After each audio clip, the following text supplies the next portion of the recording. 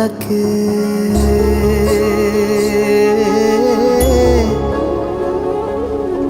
সে আতুর ডাক নিদ মোর ভাঙ্গে One whose love for the nation was incomparable, whose devotion to the country was extraordinary. Such a mighty, unshakable tree was the son of our Odia soil, Netaji Subhash Chandra Bose.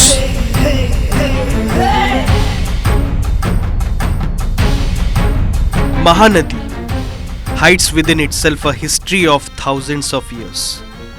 In the wind that blows over this river's waters lie tales of struggle quietly whispered. A little child with tiny feet but colossal dreams. From these very banks he devised strategies to free Mother Earth from the clutches of the British.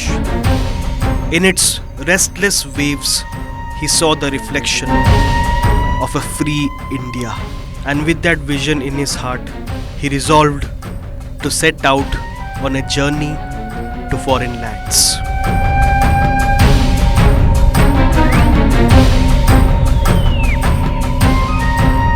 इंकलाब जिंदाबाद, भारत माता की जय, जय Hind.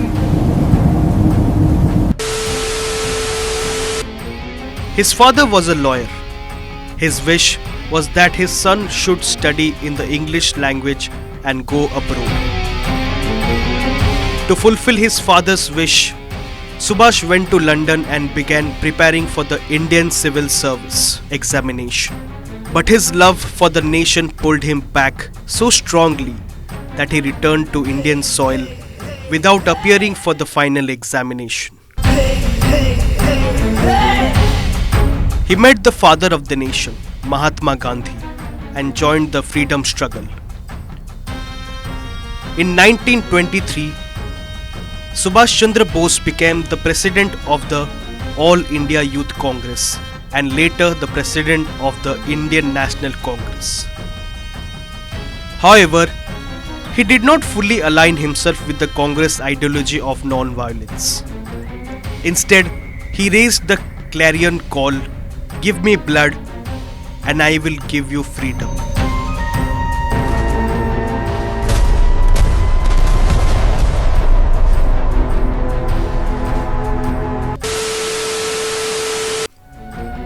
Plans were drawn up on to how to drive the British government out of India. Later in 1943, in Singapore, the Provisional Government of India, also known as the Azad Hind Government, was formed.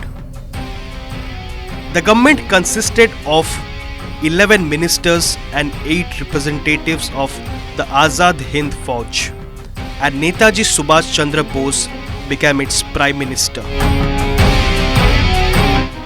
At a time when India was not yet free, women were unable to step out of their homes. They struggled for education and lived lives imprisoned by fear of British rule. And in that very time, Subhash Chandra Bose rode with the strength of 100 lions. He recruited women into his army and formed the Rani Lakshmibai Regiment, a regiment that empowered women and gave birth to India's first women's military force.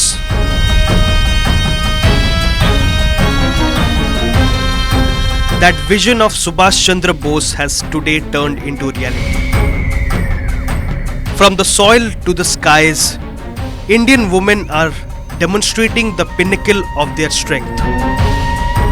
From the unfathomable depths of the seas to state, national and global platforms, they have proven their capability and excellence. Not just that, during Operation Sindoor, the entire world witnessed their courage in safeguarding the nation's borders. Even today, when one hears the story of that great hero who sowed the seeds of women's empowerment, the chest swells with pride.